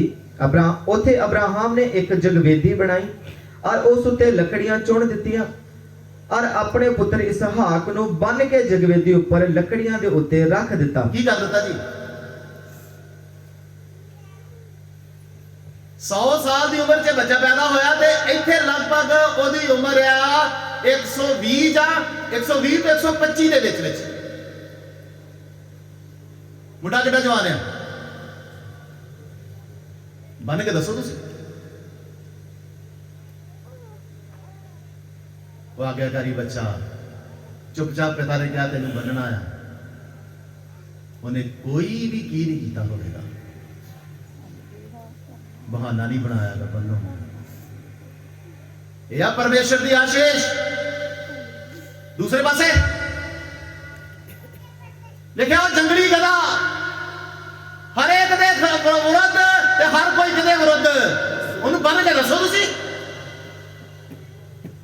ਇੱਥੇ ਪਰਮੇਸ਼ਰ ਦੀ ਆਸ਼ੀਸ਼, ਐਸੀ ਆਸ਼ੀਸ਼ ਚਾਹੀਦੀ ਆ ਕਿ ਕੈਸੀ ਚਾਹੀਦੀ ਬੋਲੋ। ਇੱਥੇ ਐਸੀਆਂ ਆਸ਼ੀਸ਼ਾਂ ਮਿਲਦੀਆਂ ਨੇ। ਬਾਕੀ ਜੇ ਦੂਸਰੀ ਆਸ਼ੀਸ਼ ਦੇ ਇੱਥੇ ਮਰਜ਼ੀ ਚਲੇਗਾ। ਜੇ ਫਟਾਫਟ ਦੀ ਆਸ਼ੀਸ਼ ਚਾਹੀਦੀ ਆ ਫਿਰ ਉਹ ਹੈ। ਜੇ ਪਰਮੇਸ਼ਰ ਦੇ ਸਮੇਂ ਤੱਕ ਇੰਤਜ਼ਾਰ ਕਰਨਾ ਤੇ ਆ ਆਇਆ ਉਹਦਾ ਆਗਿਆਕਾਰੀ ਪਰਮੇਸ਼ਰ ਦੀ ਮਰਜ਼ੀ ਉਸ ਬੱਚੇ ਦੇ ਜੀਵਨ 'ਚ ਪੂਰੀ ਹੋ ਰਹੀ ਆ। ਉਹ ਬੇਸ਼ੱਕ ਬਾਅਦ ਦੇ ਵਿੱਚ ਪਰਮੇਸ਼ਰ ਨੇ ਉਸ ਬੱਚੇ ਦੀ ਬਲੀ ਨਹੀਂ ਇੱਕ ਲੇਲੇ ਦਾ ਕੀ ਕਰ ਦਿੱਤਾ, ਪਰ ਮੈਂ ਤੁਹਾਨੂੰ ਜੀਵਨ ਦੱਸਿਆ। ਖੁਦ ਦੀ ਬਲੀ ਦੀ ਲੱਕੜਾ ਚੁੱਕ ਕੇ ਲੈ ਕੇ ਜਾ ਰਿਹਾ। ਇਹਨਾਂ ਭੋਲਾ ਪੁੱਛ ਰਿਹਾ ਕਿ ਕਿੱਥੇ ਆ ਬਲੀ? ਤੁਹਾਨੂੰ ਕਹਿੰਦਾ ਇੰਤਜ਼ਾਮ ਕਰੇਗਾ ਪਰਮੇਸ਼ਰ। ਉੱਥੇ ਜਾ ਕੇ ਤਾਂ ਬੰਦਾ ਆਏਗਾ, ਪੁੱਛਦਾ ਪਾਪਾ ਕੀ ਗੱਲ ਆ? ਉਹ ਕਹਿੰਦਾ ਕਿ ਤੇਰੀ ਕੀ ਮੰਗ ਲਈ ਹੈ? ਇੱਥੇ ਨਹੀਂ ਲਿਖਿਆ ਚੀਕਿਆ ਚਲਾਇਆ, ਲਿਖਿਆ ਉਹਨੇ ਬੰਨ ਕੇ ਕੀ ਕਰ ਦਿੱਤਾ ਹੈ। ਕੈਸੀ ਆਸ਼ੀਸ਼ ਚਾਹੀਦੀ ਆ ਮੇਰੇ ਪਿਆਰਿਓ? ਆਸ਼ੀਸ਼ ਉਹ ਆ ਜਿਹੜੀ ਤੁਹਾਡੀ ਮਰਜ਼ੀ ਦੇ ਅਨੁਸਾਰ ਚੱਲੇ। ਆਸ਼ੀਸ਼ ਉਹ ਨਹੀਂ ਆ ਜਿਹੜੀ ਤੁਹਾਨੂੰ ਆਪਣੀ ਮਰਜ਼ੀ ਦੇ ਅਨੁਸਾਰ ਚਲਾਵੇ। ਅੱਜ ਸਾਡੀਆਂ ਆਸ਼ਾਂ ਸਾਨੂੰ ਆਪਣੀ ਮਰਜ਼ੀ ਦੇ ਅਨੁਸਾਰ ਕੀ ਕਰ ਰਹੀਆਂ ਨੇ? ਸਮਝਾ ਰਹੀ ਹੈ ਜੀ। ਆइए ਉਹਦੇ ਵਿਆਹ ਦੇ ਬਾਰੇ ਪੜ੍ਹਦੇ ਹਾਂ। ਉਤਪਤ 24 ਦੀ 61 ਤੋਂ ਲੈ ਕੇ 65 ਤੱਕ ਪੜ੍ਹਦੇ ਤਾਂ ਰਿਬਕਾ ਅਰ ਉਹਦੇ ਨਾਲ ਦੀਆਂ ਛੋਕਰੀਆਂ ਉੱਠੀਆਂ ਅਰ ਊਠਾਂ ਉੱਤੇ ਚੜ ਗਈਆਂ। ਉਹਦੇ ਪਿਓ ਨੇ ਜਦੋਂ ਉਹਦਾ ਵਿਆਹ ਕਰਨਾ ਸੀ ਕਹਿੰਦਾ ਹੋਰ ਕਿਤੇ ਨਾ ਜਾ, ਮੇਰੇ ਪੁਰਾਣੇ ਪਿਛਲੇ ਟੱਬਰ 'ਚ ਚਲਾ ਜਾਵੀਂ, ਉੱਥੋਂ ਮੇਰੇ ਬੇਟੇ ਦੇ ਲਈ ਇੱਕ ਕੀ ਲੈ ਕੇ ਆਵੀਂ, ਨਾਉ ਲੈ ਕੇ ਆਵੀਂ ਮੇਰੇ ਲਈ ਨਾਉ, ਮੇਰੇ ਬੱਚੇ ਦੇ ਲਈ ਕੀ ਲੈ ਕੇ ਆਵੀਂ, ਤੀਵੀਂ ਲੈ ਕੇ ਆਵੀਂ। ਪਰ ਦੂਸਰੇ ਦਾ ਵਿਆਹ ਕਿੱਥੇ ਹੋਇਆ ਜੀ? ਤੇ ਮਿਸਰ ਜਦੋਂ ਉਹਨਾਂ ਦੇ ਘਰ ਆਇਆ ਤੇ ਪਤਾ ਲੱਗ ਗਿਆ ਕਿ ਮਿਸਰ ਆ ਗਿਆ। ਪਰ ਇਹਦਾ ਵਿਆਹ ਕਿੱਧਰ ਜਾ ਰਿਹਾ? ਉਹਦੇ ਘਰ ਦੇ ਵਿੱਚ, ਉਹਦੇ ਇਕਨੋਮੀ ਵਿੱਚ। ਕਹਿਣ ਦਾ ਮਤਲਬ ਸਾਡੇ ਵਰਗੇ ਹੀ ਆਤਮਿਕ ਲੈਵਲ ਦੇ ਇਨਸਾਨ ਕਿਹਨਾਂ ਨਾਲ ਸੰਬੰਧ ਜੋੜੇ ਨੇ? ਸਾਡੇ ਤਰ੍ਹਾਂ ਦੇ ਹੀ ਆਤਮਿਕ ਇਨਸਾਨ ਹੋਣ, ਫੇਰ ਜਾ ਕੇ ਉਹਨਾਂ ਦੇ ਲਈ ਕੀ ਹੋਵੇਗਾ। ਮੇਰੇ ਵੀ 3 ਬੱਚੇ ਨੇ। ਵਿਆਹ ਕਰਨ ਤੋਂ ਪਹਿਲਾਂ ਜਾਇਦਾਦ ਨਹੀਂ ਵੇਖੀ ਜਾਵੇਗੀ, ਵਿਆਹ ਕਰਨ ਤੋਂ ਪਹਿਲਾਂ ਹੋਰ ਸੰਸਾਰ ਦੀਆਂ ਚੀਜ਼ਾਂ ਨਹੀਂ ਵੇਖੀਆਂ ਜਾਣਗੀਆਂ। ਵਿਆਹ ਕਰਨ ਤੋਂ ਬਾਅਦ ਮੇਰੇ ਬੱਚਿਆਂ ਦੇ ਜੀਵਨ ਸਾਥੀ ਦਾ ਆਤਮਿਕ ਜੀਵਨ ਵੇਖਿਆ ਜਾਵੇਗਾ, ਫਿਰ ਜਾ ਕੇ ਕੀ ਹੋਵੇਗਾ। ਹਾਲੇਲੂਇਆ। ਕੀ ਕਹਿੰਦਾ? ਉੱਥੇ ਜਾਵੀਂ ਤੇ ਉੱਥੋਂ ਕੀ ਕਰੀ? ਇਸਹਾਕ ਦੇ ਲਈ ਪਤਨੀ ਲੈ ਕੇ ਆਵੀਂ। ਤੇ ਇਸਹਾਕ ਦੇ ਲਈ ਪਤਨੀ ਆ ਰਹੀ ਆ ਤੇ ਇਸਹਾਕ ਭਾਈ ਸਾਹਿਬ ਕੀ ਕਰ ਰਹੇ ਨੇ ਜੀ? ਪੜ੍ਹੀਏ। ਤਾਂ ਰਿਬਕਾ ਅਰ ਉਹਦੇ ਨਾਲ ਦੀਆਂ ਛੋਕਰੀਆਂ ਉੱਠੀਆਂ ਅਰ ਊਠਾਂ ਉੱਤੇ ਚੜ ਗਈਆਂ। ਹਾਂ। ਅਰ ਉਸ ਮਨੁੱਖ ਦੇ ਪਿੱਛੇ ਪਿੱਛੇ ਤੁਰ ਪਈਆਂ। ਉਸ ਅਲੀਆਜ਼ਰ ਦੇ ਪਿੱਛੇ ਪਿੱਛੇ ਤੁਰ ਪਈਆਂ। ਹਾਂ। ਇਸਹਾਕ ਬੇਰ ਲਹੀ ਰੋਈ ਦੇ ਰਸਤੇ ਤੋਂ ਆਇਆ, ਕਿਉਂ ਜੋ ਉਹ ਦੱਖਣ ਵਿੱਚ ਟਿਕਿਆ ਹੋਇਆ ਸੀ। ਹਾਂ। ਜਾਂ ਇਸਹਾਕ ਸ਼ਾਮਾਂ ਦੇ ਵੇਲੇ ਖੇਤਾਂ ਵਿੱਚ ਗਿਆਨ ਧਿਆਨ। ਇਸਹਾਕ ਸ਼ਾਮਾਂ ਦੇ ਵੇਲੇ ਖੇਤਾਂ ਵਿੱਚ ਕੀ ਕਰਨ ਗਿਆ ਜੀ? ਗਿਆਨ ਧਿਆਨ। ਕੰਮ ਨਹੀਂ ਕਰਨ ਗਿਆ, ਇਕੱਲੇ ਦੇ ਵਿੱਚ ਗਿਆਨ ਧਿਆਨ ਕਾਹਦਾ ਕਰਦਾ ਹੋਏਗਾ? ਜੋ ਪਰਮੇਸ਼ਰ ਨੇ ਆਗਿਆ ਦਿੱਤੀ ਹੈ, ਪਰਮੇਸ਼ਰ ਦੇ ਵਚਨਾਂ ਨੂੰ ਵੇਖਦਾ ਹੋਏਗਾ, ਪਰਮੇਸ਼ਰ ਦੇ ਵਾਅਦਿਆਂ ਨੂੰ ਵੇਖਦਾ ਹੋਏਗਾ। ਬਾਈਬਲ ਨਹੀਂ ਹੈ ਉਸ ਸਮੇਂ ਤੱਕ। ਜੋ ਅਬਰਾਹਾਮ ਤੋਂ ਸੁਣਿਆ ਪਰਮੇਸ਼ਰ ਦੇ ਵਿਖੇ, ਉਹਨੂੰ ਕੀ ਕਰ ਰਿਹਾ ਆ? ਉਹ ਬੱਚਾ ਕੀ ਕਰ ਰਿਹਾ? ਆਪਣੀ ਮਰਜ਼ੀ ਦੀ ਆਸ਼ੀਸ਼ ਕੀ ਕਰਦੀ ਹੋਵੇਗੀ? ਉਹ ਵੇਖਦਾ ਕਿ ਪੰਗਾ ਕਿਤੇ ਨਾ ਲੈਣਾ, ਅੱਜ ਲੜਾਈ ਕਿਤੇ ਨਾ ਕਰਨੀ, ਅੱਜ ਕਿੱਧਰ ਕੋਈ ਗਲਤ ਕਰਨਾ। ਪਰਮੇਸ਼ਰ ਦੀ ਦਿੱਤੀ ਆਸ਼ੀਸ਼ ਕੀ ਕਰ ਰਹੀ ਹੈ? ਗਿਆਨ ਧਿਆਨ ਕਰ ਰਹੀ ਹੈ। ਹਾਂਜੀ ਪੜ੍ਹੀਏ। ਜਾਂ ਇਸਹਾਕ ਸ਼ਾਮਾਂ ਦੇ ਵੇਲੇ ਖੇਤਾਂ ਵਿੱਚ ਗਿਆਨ ਧਿਆਨ ਕਰਨ ਲਈ ਬਾਹਰ ਗਿਆ। ਹਾਂ। ਤਾਂ ਉਸ ਆਪਣੀਆਂ ਅੱਖਾਂ ਚੁੱਕ ਕੇ ਡਿਠਾ ਅਰ ਵੇਖੋ ਊਠ ਆ ਰਹੇ ਸਨ। ਜਾਂ ਰਿਬਕਾ ਨੇ ਅੱਖਾਂ ਚੁੱਕ ਕੇ ਇਸਹਾਕ ਨੂੰ ਡਿਠਾ ਤਾਂ ਉਹ ਊਠ ਤੋਂ ਉਤਰ ਗਈ। ਰਿਬਕਾ ਜਾਣਦੀ ਨਹੀਂ ਇਹ ਕੌਣ ਆ, ਹਜੇ ਤੱਕ ਉਹਨੂੰ ਇਸਹਾਕ ਦਾ ਪਤਾ ਨਹੀਂ ਕਿ ਇਸਹਾਕ ਆ, ਪਰ ਉਹਨੂੰ ਗਿਆਨ ਧਿਆਨ ਕਰਦੇ ਨੂੰ ਵੇਖ ਕੇ ਉਹਨੇ ਸੋਚਿਆ ਕੋਈ ਧਰਮੀ ਮਨੁੱਖ ਆ। ਇਹ ਕੌਣ ਹੈ? ਇਹ ਕੋਈ ਧਰਮੀ ਮਨੁੱਖ ਆ ਜਿਹੜਾ ਇੱਥੇ ਖੇਤਾਂ 'ਚ ਬੈਠ ਕੇ ਕੀ ਕਰ ਰਿਹਾ ਆ। ਉਤਰ ਗਈ, ਮੈਂ ਜਾ ਕੇ ਸਜਦਾ ਕਰਦੀ ਹਾਂ ਇਹਨੂੰ, ਮੈਂ ਜਾ ਕੇ ਮਿਲਦੀ ਹਾਂ ਇਹਨੂੰ। ਪਰ ਕੀ ਪਤਾ, ਉਹਨੂੰ ਥੋੜੀ ਪਤਾ ਸੀ ਇਹੋ ਹੀ ਉਹਦਾ ਪਤੀ ਆ। ਲਿਖਿਆ ਜਦੋਂ ਊਠਾਂ ਤੋਂ ਉਤਰੀ ਆ। ਹਾਂ। ਉਹਨੇ ਨੌਕਰ ਕੋਲੋਂ ਪੁੱਛਿਆ, ਹਾਂ, ਉਹ ਮਨੁੱਖ ਜਿਹੜਾ ਖੇਤ ਵਿੱਚ ਸਾਨੂੰ ਮਿਲਣ ਲਈ ਆਉਂਦਾ ਹੈ ਕੌਣ ਹੈ? ਕੌਣ ਆ ਉਹ? ਹਾਂ। ਤਾਂ ਨੌਕਰ ਨੇ ਆਖਿਆ, ਉਹ ਮੇਰਾ ਸਵਾਮੀ ਹੈ। ਉਹੀ ਆ ਮੇਰਾ ਸਵਾਮੀ। ਤਾਂ ਉਹਨੇ ਬੁਰਕਾ ਲੈ ਕੇ ਆਪਣੇ ਆਪ ਨੂੰ ਢੱਕ ਲਿਆ। ਹਾਂ। ਫਿਰ ਨੌਕਰ ਨੇ ਸਾਰੀਆਂ ਗੱਲਾਂ ਜਿਹੜੀਆਂ ਉਸ ਕੀਤੀਆਂ ਸਨ ਇਸਹਾਕ ਨੂੰ ਇਹ ਦੱਸੀਆਂ। ਉਹਦਾ ਵਿਆਹ। ਤੁਸੀਂ ਇਸ ਚੀਜ਼ ਤੋਂ ਆਪੇ ਹੀ ਅੰਦਾਜ਼ਾ ਲਾ ਲਓ, ਇੰਨੇ ਸਮਝਦਾਰ ਤੁਸੀਂ ਹੈ ਜੇ। ਆਪਣੀ ਮਰਜ਼ੀ ਦੇ ਨਾਲ ਪਰਮੇਸ਼ਰ ਦੇ ਪਿੱਛੇ ਪੈ ਕੇ ਹਰ ਰੋਜ਼ ਇੱਕ ਰੱਟ ਲਾ ਕੇ ਜਿੱਦ ਕਰਕੇ ਜਾਂ ਸੰਗਤੀਆਂ ਨੂੰ ਛੱਡ ਕੇ ਇਧਰ ਉਧਰ ਭਟਕੇ ਪੈਣ ਵਾਲੇ ਲੈਣ ਵਾਲੀ ਆਸ਼ੀਸ਼ ਦਾ ਔਰ ਪਰਮੇਸ਼ਰ ਦੀ ਮਰਜ਼ੀ ਦੇ ਅਨੁਸਾਰ ਪਰਮੇਸ਼ਰ ਦੇ ਸਮੇਂ ਦੇ ਅਨੁਸਾਰ ਦਿੱਤੀ ਜਾਣ ਵਾਲੀ ਆਸ਼ੀਸ਼ ਦਾ ਫਰਕ ਕੀ ਹੈ? ਮੈਨੂੰ ਆਸ ਹੈ ਤੁਹਾਨੂੰ ਸਮਝ ਆਈ ਹੋਵੇਗੀ। ਬੋਲੋ ਸਮਝ ਆਈ ਆ ਜੀ? ਹੱਥ ਖੜਾ ਕਰੋ ਜਿਹਨੂੰ ਸਮਝ ਆਈ ਹੈ। ਕੀ ਸਮਝ ਆਈ ਹੈ? ਪਰਮੇਸ਼ਰ ਨੂੰ ਉਡੀਕੋ, ਪਰਮੇਸ਼ਰ ਦੇ ਸਮੇਂ ਦਾ ਕੀ ਕਰੋ? ਪਰਮੇਸ਼ਰ ਦੀ ਮਰਜ਼ੀ ਨੂੰ ਪੂਰਾ ਕਰੋ। ਜੋ ਪਰਮੇਸ਼ਰ ਜਿੱਥੇ ਜਿਸ ਸਮੇਂ ਦਾ ਤੁਹਾਨੂੰ ਦੇਣਾ ਚਾਹੁੰਦਾ ਆ ਉਸ ਸਮੇਂ ਤੱਕ ਲਈ ਤੁਸੀਂ ਇੰਤਜ਼ਾਰ ਕਰੋ। ਜਦੋਂ ਉਸ ਸਮੇਂ ਤੱਕ ਇੰਤਜ਼ਾਰ ਕਰਦੇ ਹੋ, ਇਸਹਾਕ ਵਰਗੀ ਆਸ਼ੀਸ਼ ਤੁਹਾਡੇ ਜੀਵਨ ਚ ਆਏਗੀ। ਜੇ ਨਹੀਂ ਕਰਦੇ ਤਾਂ ਜੰਗਲੀ ਗਧਾ ਜੰਮੋਗੇ। ਸਿਰਫ ਜੰਮਣ ਦੇ ਵਿਸ਼ੇ ਨਹੀਂ ਮੈਂ ਕਹਿ ਰਿਹਾ, ਹੋਰ ਵੀ ਕਈ ਵਿਸ਼ੇ ਨੇ। ਜੋ ਵੀ ਮਿਲੇਗਾ ਉਹ ਐਸਾ ਹੋਵੇਗਾ ਜਿਹੜਾ ਤੁਹਾਡੇ ਜੀਵਨ ਨੂੰ ਬਰਬਾਦ ਕਰੇਗਾ। ਮੇਰੇ ਪਿਆਰਿਓ, ਇਸੇ ਹੀ ਇਸਾਕ ਤੋਂ ਯਾਕੂਬ ਜੰਮਿਆ ਜਿਹਦਾ ਨਾਮ ਇਸਰਾਇਲ ਸੀ। ਇਸੇ ਬੇਟੇ ਇਸਾਕ ਤੋਂ ਕੌਣ ਜੰਮਿਆ? ਯਾਕੂਬ ਜੰਮਿਆ ਜਿਹਦਾ ਨਾਮ ਇਸਰਾਇਲ ਸੀ। ਤੇ ਇਸਰਾਇਲ ਨੂੰ ਹੀ ਕਨਾਨ ਜਾਣ ਦਾ ਸਵਾਦ ਮਿਲਿਆ। ਇਸਰਾਇਲ ਨੂੰ ਹੀ ਕਨਾਨ ਜਾਣ ਦਾ ਸਵਾਦ ਮਿਲਿਆ। ਔਰ ਸਾਨੂੰ ਵੀ ਕਹਿੰਦਾ ਤੁਸੀਂ ਵੀ ਸੱਚੇ ਇਸਰਾਇਲੀ ਬਣ ਜਿਓ, ਮੈਂ ਆਵਾਂਗਾ ਸਵਰਗੀ ਯਰੂਸ਼ਲਮ ਚ ਤੁਹਾਨੂੰ ਲੈ ਜਾਵਾਂਗਾ। ਉਹ ਆਸ਼ੀਸ਼ ਜਿਹੜੀ ਪਰਮੇਸ਼ਰ ਵੱਲੋਂ ਆਸ਼ੀਸ਼ ਆ ਗਈ, ਉਹ ਤੁਹਾਡੇ ਲਈ ਹੀ ਨਹੀਂ, ਸਾਰੇ ਲੋਕਾਂ ਦੇ ਲਈ, ਪਤਾ ਨਹੀਂ ਕਿੰਨਿਆਂ ਲੋਕਾਂ ਦੇ ਲਈ ਉਹ ਬਰਕਤ ਦਾ ਸਬਬ ਬਣੇਗੀ। ਜਿਹੜੀ ਤੁਹਾਡੀ ਮਰਜ਼ੀ ਦੇ ਨਾਲ, ਸ਼ੈਤਾਨ ਦੀ ਮਰਜ਼ੀ ਨਾਲ ਤੁਹਾਨੂੰ ਆਸ਼ੀਸ਼ ਮਿਲੀ ਆ, ਉਹ ਲੋਕਾਂ ਦੀ ਬਰਬਾਦੀ ਦਾ ਔਰ ਤੁਹਾਡੇ ਜੀਵਨ ਦੀ ਬਰਬਾਦੀ ਦਾ ਕੀ ਬਣੇਗੀ।